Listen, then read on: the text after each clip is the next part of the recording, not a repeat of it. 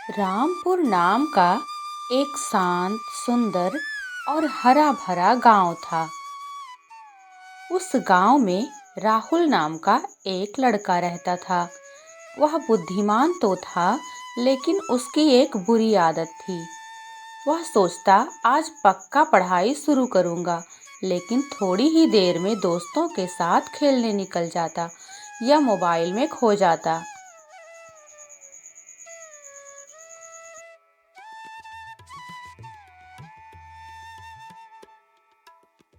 उसके पास पूरा समय रहता पढ़ाई करने का, लेकिन वह फिर भी आलस में ही बिस्तर पर पड़ा रहता। उसकी माँ उसे बहुत समझाती, बेटा, जो समय चला गया वो वापस नहीं आता। समय की कीमत समझो। परीक्षा का समय नजदीक आ गया है बेटा, अब तो पढ़ाई शुरू कर दो, नहीं तो बाद में कहीं पछताना न पड़े। राहुल हंसकर कहता, बहुत समय है माँ, आप चिंता मत करो। परीक्षा का समय नजदीक आ गया तो क्या हुआ, अभी तो पूरे 1 महीने हैं। मुझे सब आता है, मैं अच्छे से पढ़ाई कर लूंगा, अभी मुझे जाने दो माँ। ऐसा कहकर वह खेलने के लिए घर से निकल जाता है। ऐसे ही खेलते कूदते राहुल के दिन बहुत ही मस्ती में बीत रहे थे। एक दिन राहुल अपने दोस्त के साथ बैठा हुआ था। उसने पूछा, अरे भाई छोटू, इतने घबराए हुए से क्यों लग रहे हो? छोटू कहता है, भाई क्या तुम्हें याद नहीं है, परीक्षा अब 15 दिन ही शेष रह गई है। अब तो मैं अपने घर पर रुककर पढ़ाई करूंगा, अब मैं खेलने नहीं आऊंगा। राहुल कहता है, अरे छोटू, अभी तो 15 दिन हैं, अभी तो खेलने आया करो यार, नहीं तो मैं अकेले क्या करूंगा। राहुल हमेशा मोबाइल में ही लगा रहता। उसकी माँ उसे हमेशा समझाती रहती, बेटा कम से कम अब तो पढ़ाई कर ले, अब तो 1 ही हफ्ते शेष रह गए हैं परीक्षा में। तू मेरी बात सुनता क्यों नहीं है? अगर फेल हो गया तो क्या करेगा?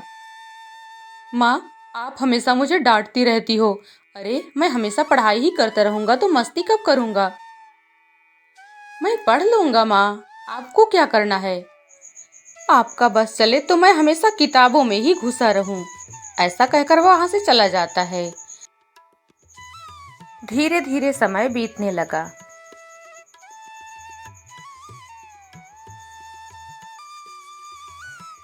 राहुल अब परीक्षा के परिणाम का इंतजार कर रहा था, लेकिन उसे पहले से ही पता था कि क्या होना था।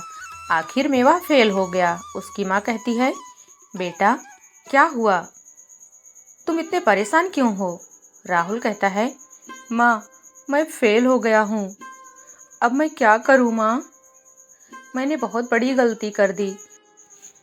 यह सुनकर उसकी माँ भी बहुत परेशान हो गई। आज सच में राहुल बहुत दुखी था अपनी माँ को देखकर। वह चुपचाप उठा और जाने लगा।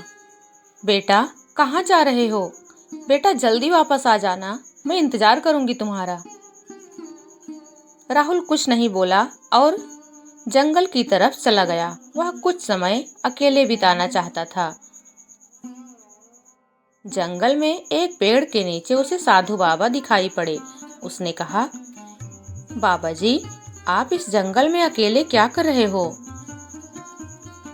साधु बाबा ने कहा, बेटा यह जंगल ही तो मेरा घर है, मैं यहाँ पर साधना कर रहा हूँ। तुम बताओ, तुम किस उद्देश्य से यहाँ पर आए हो? बहुत दुखी लग रहे हो, क्या बात है, बताओ मुझे। राहुल बहुत दुखी होकर बोला, बाबा जी, मैं क्या बताऊं, मैंने समय का बहुत दुरुपयोग किया, मैंने समय बर्बाद किया और अब सब खत्म हो चुका है। साधु बाबा मुस्कुरा कर बोले, बेटा कुछ भी खत्म नहीं हुआ है, लेकिन मैं पहले तुम्हें एक कहानी सुनाता हूँ, तब तुम बताना कि समय पर काम करना कितना आवश्यक है। बहुत समय पहले एक शहर में अर्जुन नाम का एक व्यक्ति रहता था। वह बहुत आलसी था, समय पर कोई कार्य नहीं करता था। उस रात को उस राज्य का राजा अपने मंत्री के साथ घूमने निकला था। अर्जुन को वहां रात में बैठे देखा तो उसका कारण पूछा। अर्जुन ने कहा, मेरी पत्नी मुझे कहती है कि तुम बहुत आलसी हो और कहती है कि कोई कार्य समय पर नहीं करते हो, लेकिन मैं आपको क्या बताऊं, मैं करना चाहता हूं कार्य समय पर, लेकिन मुझसे होता ही नहीं है। मैं बहुत गरीब हूं, मैं क्या करूं, आप ही बताइए। राजा ने कहा, अच्छा ठीक है, मैं इस राज्य का राजा हूँ। मैं तुम्हें अमीर बनने का एक मौका देता हूँ। कल सूर्योदय होने के बाद और सूर्यास्त होने के पहले तुम मेरे खजाने से जितना सोना, हीरा, मोती ले जाना चाहो ले जा सकते हो, मगर याद रहे सूर्यास्त होने के बाद तुम महल में घुसने नहीं पाओगे। तो फिर बताओ, तुम्हें मंजूर है? अर्जुन बहुत खुश हो गया। उसने कहा, हाँ हाँ राजा साहब, मुझे मंजूर है, आपका बहुत बहुत धन्यवाद। मैं जब ये बात अपनी पत्नी को बताऊंगा तो वह तो बहुत खुश हो जाएगी। इस तरह से अर्जुन बहुत खुश हुआ और सुबह होते ही यह बात उसने अपनी पत्नी सुगंधा को बताई। अरे भाग्यवान, तुम तो मुझसे हमेशा नाराज ही रहती हो। आज मैं तुम्हें जो बताने जा रहा हूँ सुनकर खुश और हैरान दोनों हो जाओगी। सुगंधा ने कहा, अच्छा जी, ऐसी क्या बात है जो आप मुझे बताओगे तो मैं खुश हो जाऊंगी? जरा जल्दी बताओ, मेरे पास समय नहीं है आपकी फालतू बकवास सुनने की। अर्जुन कहता है, अरे सुगंधा, सुनो तो जरा। कल रात जब तुमने मुझे घर से बाहर निकाला था तो मुझे राजा जी मिले थे। वो घूमने निकले थे। मेरी दयनीय दशा देखकर उन्हें मुझ पर तरस आ गया और उन्होंने कहा कि आज सूर्योदय के बाद और सूर्यास्त से पहले मैं उनके खजाने से जितना धन लेना चाहूँ ले सकता हूँ। अच्छा, तुम मेरे लिए जल्दी से भोजन बना दो और सबसे अच्छा कपड़ा निकाल दो। अरे मुझे राजमहल जाना है भाई। अच्छा, मैं ये बात जल्दी से अपने दोस्तों को बता कर आता हूँ, तुम जल्दी से मेरे लिए खाना बनाओ। ऐसा कहकर वह चला जाता है और जब वह राजमहल के लिए निकलता है तो पहले ही आधा दिन बीत चुका होता है और राजमहल उससे काफी दूर होता है। जब वह वहां तक पहुंचता है तो सूर्यास्त हो चुका होता है। अर्जुन के पास अब पछताने के अलावा कोई दूसरा कार्य शेष नहीं था। उसने समय की बर्बादी कर दी थी।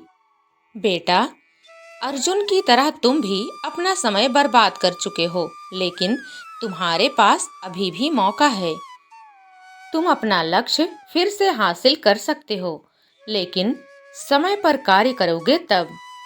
राहुल ने कहा, बाबा, आप जो मुझे समझाना चाहते थे मैं अच्छी तरह से समझ गया हूँ। आपका बहुत धन्यवाद बाबा। आप मुझे आशीर्वाद दीजिए कि इस बार मैं अपनी क्लास में प्रथम आऊं।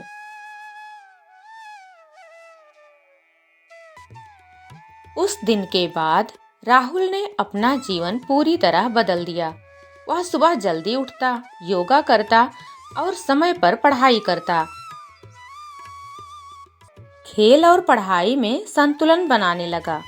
धीरे धीरे उसका आत्मविश्वास बढ़ने लगा। अगले साल की परीक्षा में वह पूरी तैयारी से गया। अरे राहुल, तुम यहाँ बैठे हो और मैं तुम्हें पूरे गांव में ढूंढ रहा हूँ। तुम्हें पता भी है तुम पूरे स्कूल में प्रथम आए हो और तुम्हें सम्मानित करने के लिए टीचर ने घोषणा भी कर दी है। राहुल बोला, क्या छोटू, तुम सच कह रहे हो ना? अच्छा, अभी मैं अपने घर जाता हूँ, जल्दी से एक खुशखबरी अपनी माँ को सुनाऊंगा, वह तो बहुत खुश हो जाएंगी। वह दौड़ता हुआ अपनी माँ के पास पहुंचा।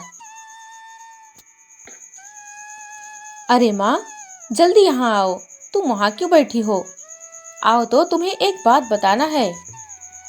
उसकी माँ जल्दी जल्दी उसके पास आ गई और डरते हुए बोली, क्या बात है बेटा, जल्दी बताओ, मेरी तो जान सूख गई है। माँ, इस बार मैं पूरे स्कूल में प्रथम आया हूँ। उसकी माँ बोली, क्या? मेरे प्यारे बच्चे, मुझे तो तुझ पर नाज है। मुझे पता था तू मेरा नाम एक दिन जरूर रोशन करेगा। राहुल बोला, अच्छा माँ, अभी मैं जल्दी से उन साधु बाबा जी के पास जाता हूँ। वह जल्दी से दौड़ता हुआ जंगल की ओर भागा, लेकिन वहां पहुंचकर उसने देखा कि साधु बाबा तो वहां थे ही नहीं।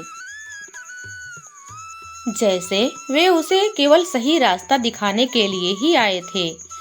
राहुल अब समझ चुका था कि आज का काम कल पर कभी नहीं छोड़ना चाहिए, क्योंकि कल कभी नहीं आता। दोस्तों, कहानी पसंद आई हो तो प्लीज लाइक, शेयर और सब्सक्राइब कर दीजिएगा। मिलते हैं अगली वीडियो में एक और अच्छी सी कहानी के साथ। धन्यवाद।